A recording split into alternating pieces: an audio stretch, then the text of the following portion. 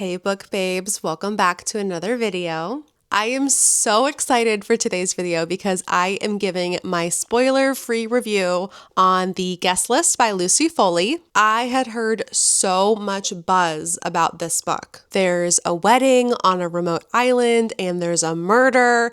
It kind of seems like the perfect recipe for a mystery thriller, but the question is, does it live up to the hype? Let's find out. Okay, so The Guest List came out in 2020. It's 313 pages. It's a mystery thriller, and it's written by Lucy Foley. She is a pretty well-known name in the mystery thriller genre.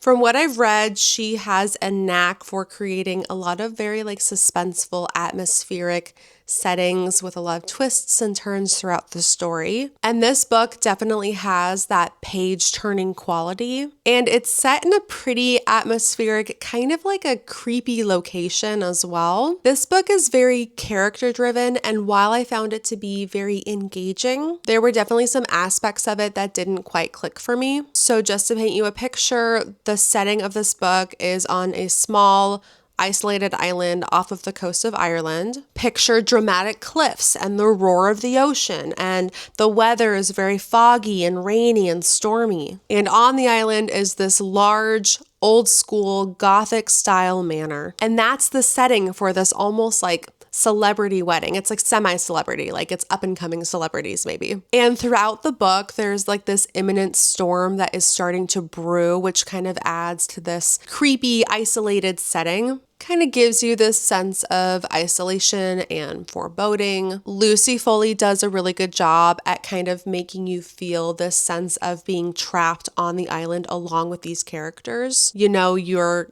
cut off from the mainland, there's no cell service, there's no escape. The premise of the book itself is a very classic whodunit. There's a wedding, there's a group of guests, and there's a murder. But Lucy Foley does add a bit of an interesting twist to this whole thing. We don't actually find out who the victim is until quite a ways into the book, which really just adds another layer of mystery. The story is not just about who did it, but also who was it done to. This definitely changes the way that you read the first half of the book. You're constantly trying to figure out, who died, who was murdered. One of the key elements in Lucy Foley's writing style I've heard is that she writes her books in multiple perspectives. This is my first Lucy Foley book, so I can only speak to what I've read online. But in this book, we do get to hear from several different characters, which gives us a bit of a glimpse into their thoughts and their feelings, and more importantly, their secrets. I felt that this was a really effective way to build suspense because you're only getting pieces of the puzzle from each person from their perspective. You're constantly trying to figure out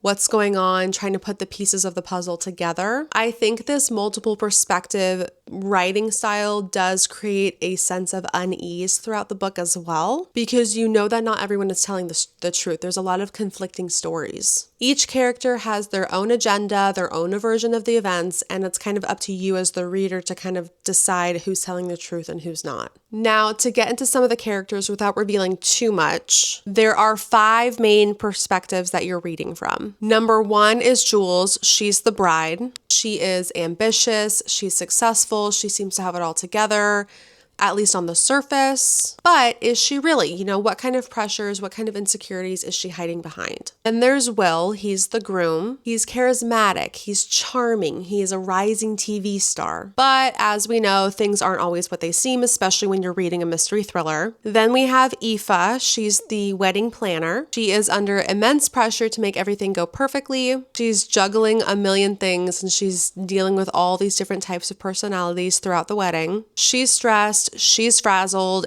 She has her own set of secrets. A few of the perspectives are also from the guests of the wedding. There's Hannah. She is a +1 of one of the guests. She's feeling a bit out of place amongst all of these rich and powerful people. She's kind of watching everything from the outskirts, keeping a critical eye, I would say, on everybody. She's a bit of an outsider. She gives us a unique perspective as opposed to some of the other people who are closely involved in the relationships with the bride and groom. There's Jono, the best man. He is close friends with Will and seems to have his own agenda throughout the wedding. And finally, there's Olivia. She is a bridesmaid as well as Jules's sister. And her secret is definitely one that I would say I was the most curious about throughout the whole book. And you meet a lot of people throughout the book, you know, family members, old friends, colleagues, the works. Pretty much everyone that you imagine would be invited to a wedding. But most of these characters all have secrets. They all have their own reason for being on the island. Some of them have their own agendas. And I would say that even though there's so many different characters introduced, Lucy Foley does a pretty good job at giving each character their own distinct voice. Not once would I say that I felt confused between all of these characters. What I felt particularly interesting for me is that none of the characters were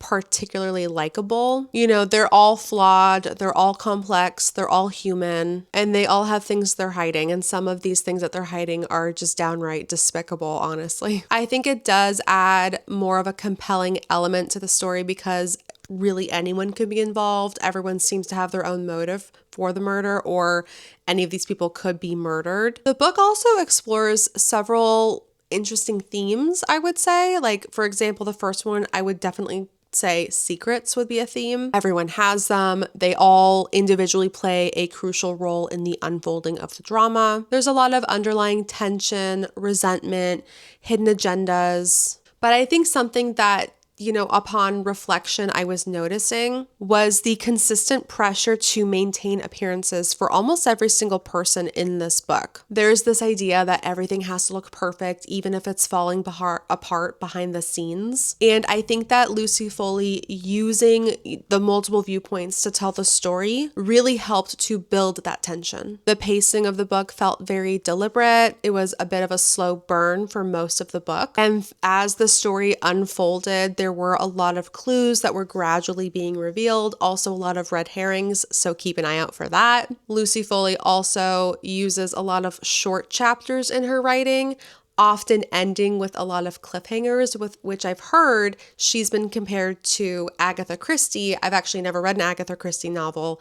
However, it's on my list, but however, I've heard that she's been compared to Agatha Christie, and I guess Agatha Christie also does that. She uses short chapters, a lot of cliffhangers to kind of keep you guessing and keep you going. I want to make one more point about the island itself. This island is crucial to the story. It's not just a backdrop. I would say it's almost a character in itself. As I mentioned earlier, it creates a sense of isolation. You're really cut off from the world when you're on this island. And I think that really does add to the suspense overall. The storm that is raging outside of the wedding tent that they're all celebrating in really mirrors the tension that's going on inside the tent as well. I really do think this was the perfect setting for a thriller murder mystery. Now, all of that being said, did I enjoy myself? Absolutely. Was this my favorite book? Not at all. While I loved the setting and I did appreciate the use of the multiple perspectives, especially with the way that they, reveal the characters' hidden secrets, all of that definitely kept me engaged throughout the book. The excruciating slow pacing in the first half of this book definitely dragged on a bit for me. I found myself not wanting to pick up the book as often as I normally do with a thriller. I also found some of the plot twists to be a little predictable. Not all of them, but quite a few. I wasn't completely surprised by the final reveals after everything, which was kind of a letdown after all of that buildup. And while the characters were complex, I didn't really find myself particularly invested in them. They were interesting, but I didn't really connect with any of them. I didn't really care that much about what happened to any of them. I wanted to feel more for them. I wanted to be more emotionally involved in their stories, and I just didn't get that. So with all of that, I would be giving this book a 3-star. It definitely was a good read. It kept me engaged, but it didn't quite live up to the hype for me. If you're still wondering if you should read this book, I would recommend this book to anybody who is interested in a slow burn mystery. If you like very atmospheric settings, slow build up, very character-driven stories. If you don't mind if none of the characters are very likable, then you might really enjoy this book. But if you're looking for a fast-paced, action-packed thriller with a lot of twists and turns, then this might not be the right read for you. So that is my spoiler-free take on The Guest List. I hope that you enjoyed my review. I would be really curious to hear your thoughts if you've read the book, or if you're interested in reading the book, or if you've read any of Lucy Foley's other books. I definitely plan on reading some of her other books. I don't just stop at one read. I usually read 3 or 4 books by an author before I give up if I still don't like them. And not to say I didn't like this book. Like I said, I gave it a 3-star. It was an okay read for me. I am not hating on the book in any way. I would be very curious to see how her other books, I know she's written The Paris Apartment. I think that her other book is The Hunting Party. That's one of her other famous books. I'm definitely interested in reading those because I do want to see more of her writing. So let me know your thoughts in the comments. I would love to chat about this book. And if you are itching to discuss this book in more detail, please keep an eye out because I will be posting a spoiler review in the coming days. I will be dissecting the book in length. I will be doing character analysis, setting analysis. No stone is being left unturned. So don't forget to subscribe and hit that notification bell so you don't miss a video from me. I post a lot of book reviews, book hauls, reading vlogs. So if you enjoyed the video today, please subscribe. I would love to chat with you about books. I just think it's so much fun. It's one of my favorite things to do, and I would really enjoy to hear your thoughts. I think I'm going to go ahead and end the video here. Thank you so much for watching. I'll see you in the next one. Bye, everyone.